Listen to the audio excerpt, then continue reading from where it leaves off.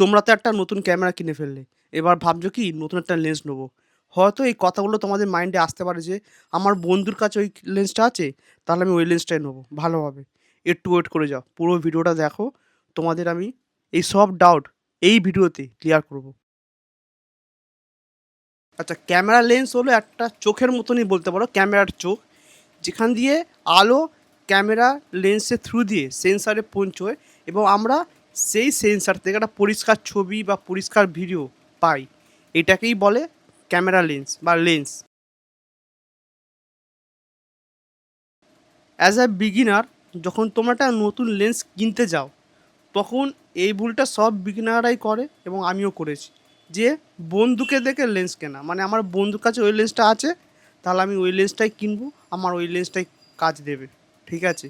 এটা কিন্তু একদম ভুল। হ্যাঁ, এটা একদম ভুল, একদম করো না। কারণ একটা কথা তোমরা অলওয়েজ মাথায় রাখবে, অলওয়েজ যখনই যা লেন্স কেনো বা ক্যামেরা কেনো, যাই কেনো, তোমার কাজ কী? তুমি কী জন্য তোমার লেন্স কিনছো বা তোমার ক্যামেরা বডি কিনছো, যাই কেনো, তোমার কাজটা কী সেই অনুযায়ী তুমি তোমার লেন্স, ক্যামেরা বডি চুজ করো। ঠিক আছে?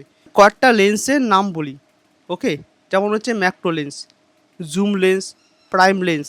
এবার দেখো, আমি যে এই তিনটে লেন্স বললাম না, এই তিনটে লেন্স সবার সবার জন্য আলাদা আলাদা কাজ। যে ওয়াইল্ড লাইফ করবে সে ওয়াইল্ড লাইফ লেন্স নেবে, 70-200 এরকম টাইপের লেন্সগুলো নেবে। যে ম্যাক্রো ফটোগ্রাফি করবে সে ম্যাক্রো লেন্স নেবে। যে পোর্ট্রেট করবে সে পোর্ট্রেট নেবে।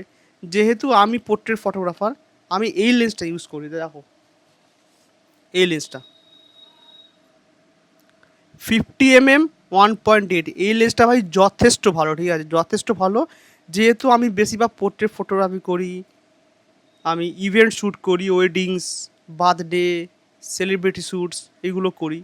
তো আমার জন্য 50 mm, 35 mm, আর এখন যে লেন্সটা দিয়ে আমার মানে শ্যুট হচ্ছে 24-105 mm, এই লেন্সগুলো আমার জন্য পারফেক্ট। ওকে? এই লেন্সগুলো আমার জন্য পারফেক্ট। তো আমি আমার কাজের অনুযায়ী লেন্স কিনেছি। তো তাই বলছি আমি তোমাদেরকে যে তোমরা তোমাদের কাজের অনুযায়ী লেন্স কেনো। কারোর দেখে চুজ করতে যেও না, তোমাদের পয়সাটা নষ্ট হবে।